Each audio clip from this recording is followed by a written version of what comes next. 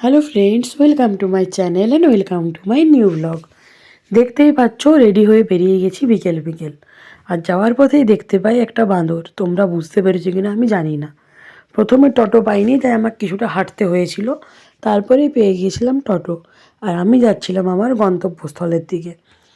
যাওয়ার পথে রাস্তার মাঝে পড়ে ভৈরব স্থান, আমাদের বাঁকুড়াতে। এবং সেখানে একটা নতুন ঘড়ির হয়েছে, সেটা তোমরা দেখতেই পেলে।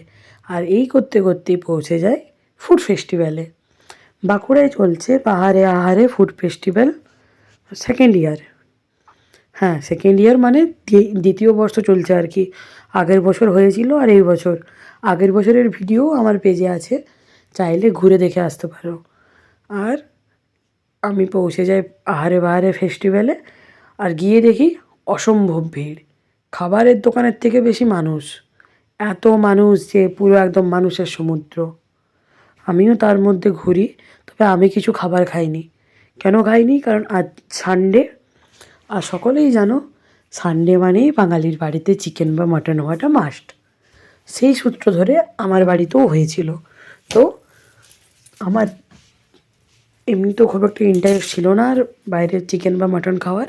তার থেকেও বড় কথা হচ্ছে, আমার খেতে খেতে বেজে গিয়েছিল দুপুর 3টে। আর আমি বেরিয়ে গিয়েছিলাম 4:30 পৌনে 5টার দিকে। তাহলে আমি কিভাবে খেতাম?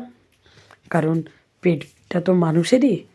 তাই কিছু খাবার না খেলেও গিয়ে খানিকক্ষণ দাঁড়িয়ে অনুষ্ঠান দেখি এবং এই বাচ্চাগুলোর নাচ, যেটা আমার কাছে মনে হয় যাওয়াটা উসুল করে নিয়েছি আমি। মানে কোথাও ঘুরতে গিয়ে আমরা বলি না টাকা উসুল, এটা হচ্ছে আমার টাকা উসুল।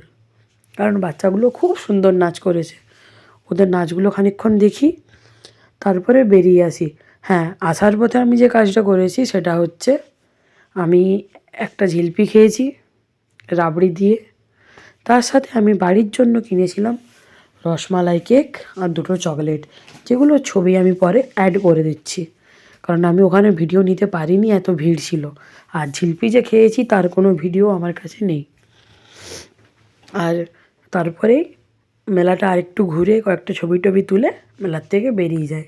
কথার মাঝে যে গ্যাপগুলো আছে ওগুলো প্লিজ কিছু মাইন্ড করো না, কারণ আমার শরীর আস্তে আস্তে ঠিক হচ্ছে। তো কিছুটা সর্দি এখনও আছে, আমি টানা বেশিক্ষণ কথা বলতে আমি পাচ্ছি না। ওই কিছুটা গ্যাপ আমাকে দিতে হচ্ছে নিজের গলাকে এবং নিজের নাককে, কারণ আমি নিঃশ্বাস প্রশ্বাস নাকের সাহায্যে করতে পারছি না। নাকটা এখনও জুবে আছে।